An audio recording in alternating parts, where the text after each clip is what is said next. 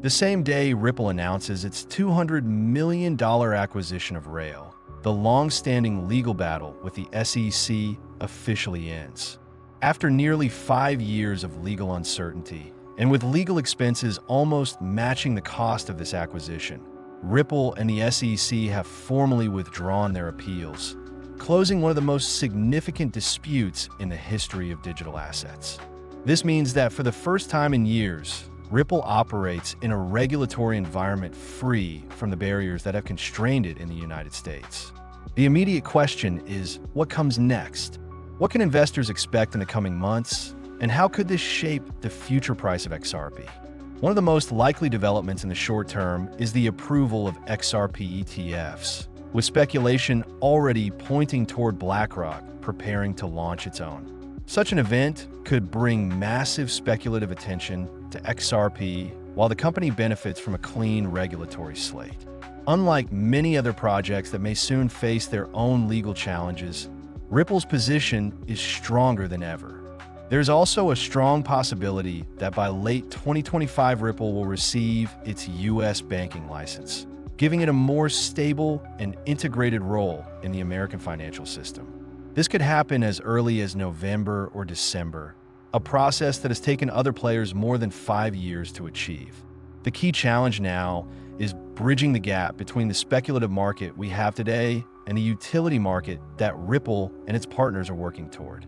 While XRP's price has multiplied since November, it remains driven largely by speculation rather than real-world utility. The volatility ahead will be intense in both directions as this transition unfolds. Although common sense suggests such a transformation would occur gradually, there is reason to believe the shift could happen suddenly, triggered by a major liquidity crisis or geopolitical shock. Scenarios have been modeled in which a sudden shortage of liquidity forces the financial system to introduce a pre-planned solution. This solution could involve integrating distributed ledger technology into mainstream settlement infrastructure almost overnight that we have already seen warning signs. In August 2024, the S&P 500 fell 13% in a single day due to Japan's reverse carry trade. That event was contained with short-term fixes, but the underlying vulnerabilities remain. If in September the Federal Reserve cuts interest rates, as many expect, similar dynamics could unfold, this time centered in the United States. Such moves could accelerate inflation, increase the velocity of money, and create conditions where a universal basic income, under a different name, becomes politically viable. This injection of liquidity would also make digital assets more attractive as settlement mechanisms, especially those that meet regulatory requirements. That Ripple's strategic positioning becomes clear when considering its fast-track application for a banking license with the OCC and its pursuit of a master account at the Federal Reserve through standard custody.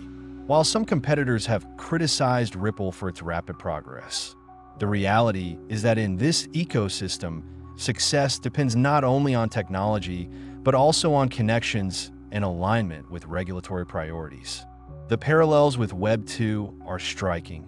Just as major social media platforms are filled with former intelligence and defense personnel to maintain narrative control, key Web 3 projects, especially in the US, are connected to individuals from the Pentagon, the Air Force, the Treasury, and intelligence agencies. This network influence determines who thrives and who gets sidelined. Stablecoin legislation is another piece of this puzzle. The U.S. aims to integrate its debt into the private sector via stablecoins, making the government itself a primary user in the first wave of adoption. Just as Amazon's first major client was the Pentagon, the first massive use case for compliant digital assets will likely be the U.S. government. From there, the use cases will multiply, but those positioned within this regulatory and institutional framework will reap the largest benefits. Ripple, along with a few other companies, is already embedded in this architecture. For investors, the signal to watch is liquidity, or rather, illiquidity. Factors such as interest rate changes in Japan or the US, oil price spikes, or unforeseen geopolitical triggers could dismantle the carry trade and create conditions for rapid market reconfiguration.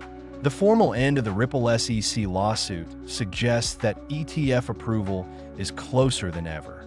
And if ETFs are approved, the resulting supply shock in XRP could be intentional, pumping liquidity into the ecosystem to reach price levels necessary for large-scale settlement use cases.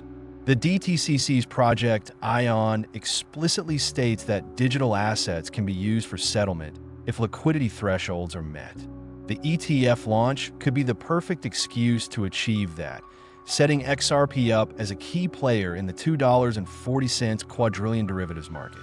Ripple's acquisitions, its leadership's deep ties to the defense and intelligence community, and its integration into ISO 20022 from the start position it uniquely for this role.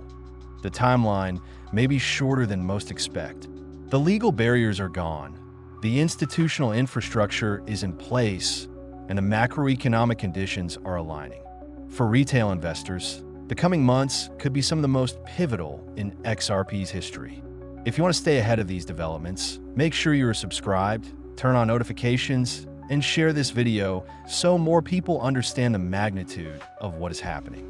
The next phase of the global financial system is being built right now, and XRP could be at its core.